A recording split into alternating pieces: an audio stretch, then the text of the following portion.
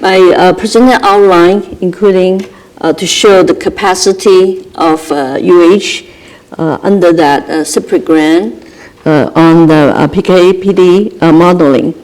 And I will share with you a few cases, the PK modeling simulation and PD modeling and PK/PD correlation, and lastly, touch upon allometric scaling. This is a diagram, a lot of information. I don't expect you to read them all. I'm going to explain to you individually.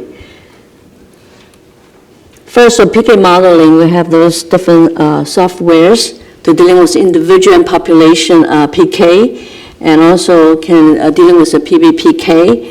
The project I'm going to share with you is a CPT-11 PK analysis, co-modeling the parent compound and the metabolites, the active metabolites. And just show you a few examples. This is the one, often we will use, I think it's hard to, often the industry will use non-compartmental analysis to find the last few points. And in some those profiles that be more challenging or more complicated, that may mislead to determine that half-life. So we also will perform a compartmental analysis that is showing with the compartmental analysis that we will see, we will not overlook those later time point.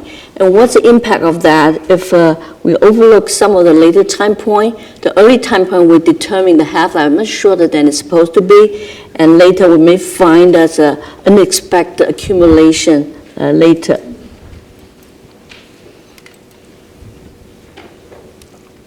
And this is another one showing that the same medication given by IV, oral, and patch, that's a under-tongue patch, they have very distinctly different profiles.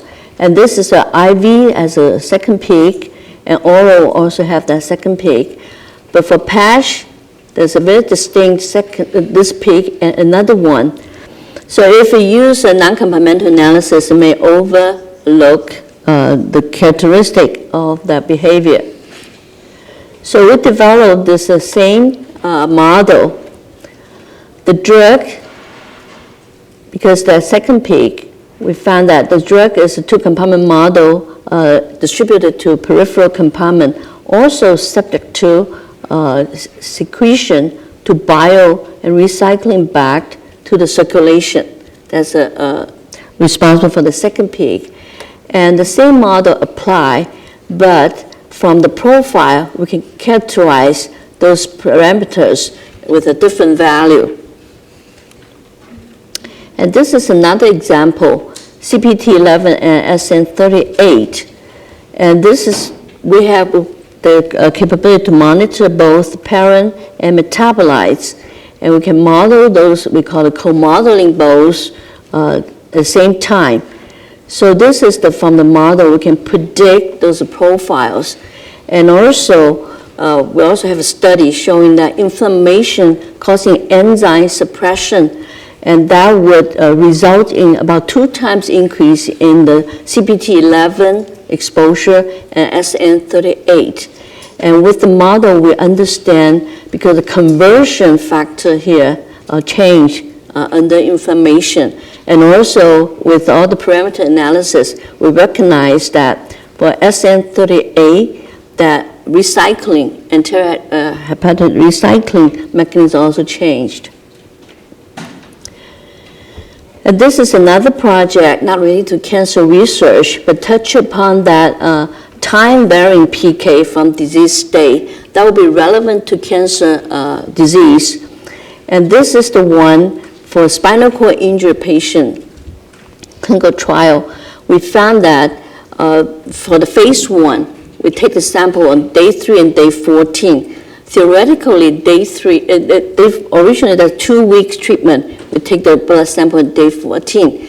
But we thought maybe we can find a steady state earlier. So we also suggest to have a day 3 sampling. And it turned out we found that the concentration at day 3 is higher than day 14. Okay.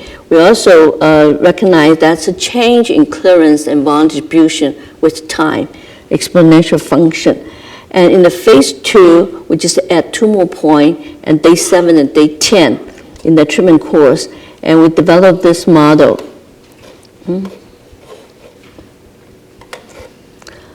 That can describe or capture that change in the PK parameters. And for PK/PD modeling simulation, we're given to share one example is clinical trial for CZ40 and CPT. And based on our thorough knowledge in the preclinical PK with the enterohepatic recycling, we can resolve the issue in clinical trial. So this one just showing, that's why for the early stage, we try to do a thorough PK characterization. And this is an example to show. This is CD40 is electron stabilized cantothecans. In vivo, they were hydrolyzed to active CPT. And CPT in physiological pH will open the electron ring, which is inactive and responsible for some of the side effects. So in this is early study in rats, we found this is a IV profile, and this is oral profile. So oral profile, very sustained concentration. And in that, we also found that CZ40A profile and the electron form of CZ40 file, also CPT, active moiety, also a very sustained level. So we speculate that's potential enterohepatic recycling. So that's another student also monitored this, continued the study with IV, this accumulation of CZ40 and CPT in the bile. We found that roughly the accumulation is around 3% of a dose, which is not that significant. And also we did that pharmacokinetic analysis and found that the clearance to the bile is significant by CPT, but much less extent to the parent drug, CZ40A. And also similar, like 3% clearance to the bile in rats. And also we monitor the drug concentration in the plasma. We found that, well, IV and oral, the CZ40A is higher than CPT in the circulation. However, in the bile, the CPT is significantly higher than the CZ48. And later then move on to the, this is just we can conclude that in general we thought the secretion to the bile recycling is related to the conjugated compound, but actually we found that the parent CPT and significantly CPT over CZ40A. But overall, only 3%. So at that time, we thought that process of clearance is minor in rats. However, when we move to the clinical phase 1 trial, the screening takes up to 48-hour time point for single dose. And we found that CZ40 after 3 doses, that reaches steady state. And also using the model, we built a basic model without recycling that described the CZ40A very well. However, CPT level keep on accumulating. So this is a basic model. We use a basic model to simulate CZ40A. And the red dot are those observed concentration from clinical trial. They all fit in well. But CPT, most of them either underestimated of the profile, and also some is underestimated, but very few will fit with the basic model. So therefore, we recall that in the red model, the recycling is one of the factors. So we modify that model for the clinical trial. This is incorporate that recycling component, and this is from recycling component also have the drug loss. And with this model, And this is the simulation from that model, including recycling. You probably can recognize most of them, they will fit from the screening to the treatment very well, corrected for that, except the two, one is underestimate, another overestimate. That's possible due to the progressive nature of the disease. So what we learn from here, one is there's interspecies can be very significant difference in the recycling characteristic.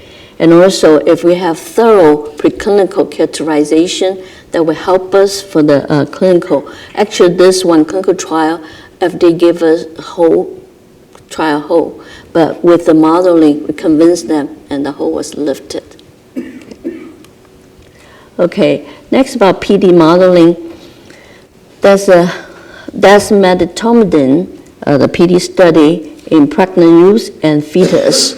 We monitor, earlier we talked about co-modeling. We can co-modeling parent drug metabolite in the circulation. Also, we can co-modeling the same analyte in the circulation and different site of the body. And this is the one we monitor the drug in both maternal and fetal circulation, also monitor the PD. And there's just one example to show there's a maternal free concentration and different concentration level, there's a cardiovascular change. But this one, the concentration may be already too high, so that's reach plateau. But we know the excessive of the Emax level, and this in the fetus, showing less exposure but more sensitive to the activity. Okay, the next one talking about PK/PD correlation. And this one not the cancer researcher related, but that's another study talking about statin PK/PD before and after gastro bypass surgery. Atorvastatin, that's the one we studied. And just to give a few slides, 101. PK/PD, that's a PK profile, and also this is a PD effect versus concentration. So combined together, that will be the effect, time course of the effect. That's a PK/PD profile. So if you have a study, you observe some PD effect. Meanwhile, if you have some blood sampling, that we can do that correlation. And also, even though the time point is not exactly the same, with a PK model, we can project the concentration at the time point that we observe that activity to do the correlation. However, in the cancer therapy, you probably recognize some of the effect of the treatment is a direct effect. Maybe you have some biomarker. Short term, you treat for one cycle, you monitor and determine biomarker. But some of them is a long-term effect. Maybe that effect is indirect. So that's a different model we have to use. And for the bariatric surgery, that's a long-term effect. So this is the data. This is LDL measurement versus the concentration, that total concentration of atorvastatin plus 2 active metabolites, because they have equal activity, intrinsic activity. So you recognize this is the baseline before surgery. And this after 3 months after surgery and 6 months after surgery. And this is a diagram showing LDL, and will be affected not only by the drug treatment concentration, also affected by BMI. That's BMI decreasing after the surgery. And this is concentration in this range. So that tells us that also have disease progressive or the pathophysiological condition progressive impact. So for PK/PD modeling, we mentioned that there's an empirical model that's direct, and more important is a mechanistic profile, the mechanism, to reflect what's a potential underlying process, and also can have a better predictive power. and that involve direct or indirect model. And for chemotherapy, some of it's irreversible. So they're just showing for direct link, you have PK sampling, and this is the PD response that you can correlate. That's mentioned that if you have those time point for PD different from a PK, you still can predict.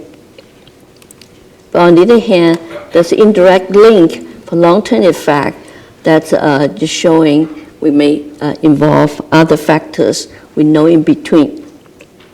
For cancer, the treatment, survival or tumor size change, that's more long-term effect, later effect. And they're just showing the ED model versus dose, and with and without the baseline effect.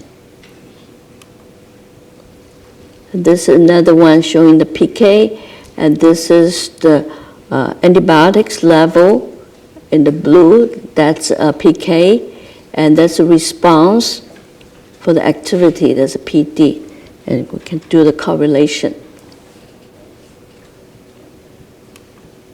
And this one just is showing that we have the Gastro Plus.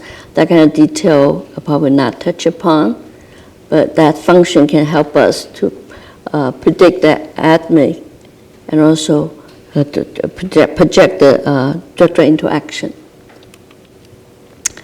And we just recently got the Dilasim to do that drug-induced liver injury prediction.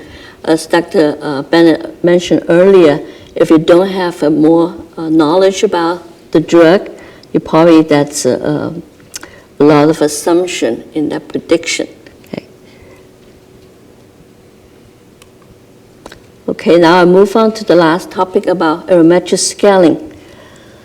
It's empirical relationship between physiological variable and pharmacokinetic parameters based on the body weight of the mammals in a power equation, P equal to A to power to the B, body weight to the power of B. And this P is dependent biological variable of interest, can be pharmacokinetic or physiological parameters. And A's aromatric coefficient is not dimensionless, depending on the P or the body weight units. And aromatric exponent is often less than 1. And the P can be physiological variables and pharmacokinetic parameters, clearance, intrinsic clearance, one distribution, half-life, or AUC systemic exposure, or the peak country or bioavailability. This one just showing that equation will make the log-log transformation. They will get the log-log linear relationship, log P versus log body weight. So this is the relationship we can try to extrapolate from the animal species to potential human parameters. But remember the earlier example showing, well, if they have a complicated PK, it may not be valid.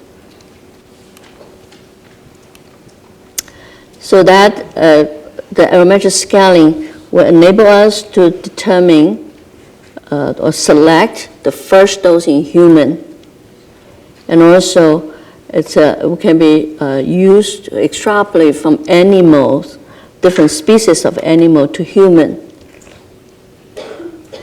And also, that also can be used to extrapolate to pediatric patients based on the PK in adults and neonatal animal in animal models. And also, we can extrapolate that for obese patients based on the PK in lean subject. And that also can help us to predict the tox endpoint in human extrapolate. And we can, based on that, to select a reasonable regimen. And the approach usually, the PK part derived from several species and use that aromatic scaling to project the parameters, establish a relationship, and also sometimes will adjust for a maximum lifespan of the species or brain weight or protein binding.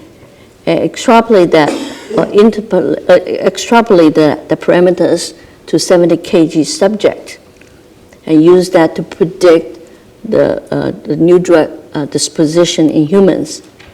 And also from there, based on the tox information, we probably can suggest some first time in human dose. Then observe that PK, compare that predictive value.